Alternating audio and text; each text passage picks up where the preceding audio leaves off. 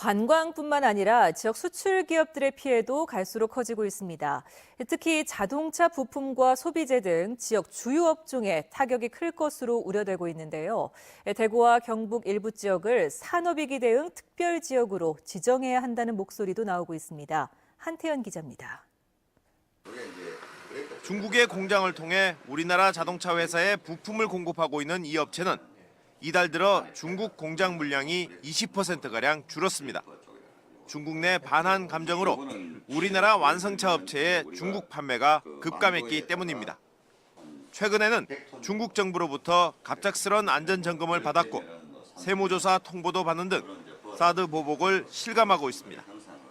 골이 좀 깊어진다든지 좀 더 이렇게 심하게 이렇게 표현이 되면 지금보다 좀 더 어려운 상황이 오지 않겠나 하는 그런 염려가 좀 심각합니다, 사실은. 지금까지 중국의 사드 보복에 직간접적인 피해를 보고 있다고 신고된 건수는 대구 8건, 경북 16건 등 모두 24건으로 추산 피해액만 20억 원이 넘습니다. 이에 따라 대구시와 경상북도는 추가로 각각 200억 원씩을 금융 지원하기로 하고 특례 보증 100억 원씩도 편성했습니다.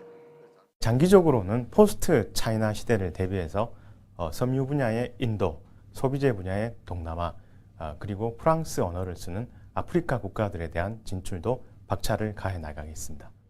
지역 기업들의 피해를 줄이고 사드 보복에 대한 대응책을 마련하기 위해서는 정부 차원에서 대구와 경북 일부 지역을 산업위기 대응 특별 지역으로 지정해야 한다는 목소리가 제기되고 있습니다.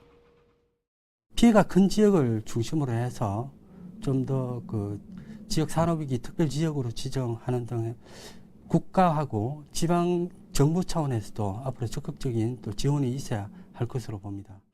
지역 경제 전문가들은 중국에 의존하는 산업 구조를 탈피하고 경쟁력을 강화하는 등 중장기적인 대책을 수립해야 한다고 조언하고 있습니다. MBC 뉴스 한태연입니다.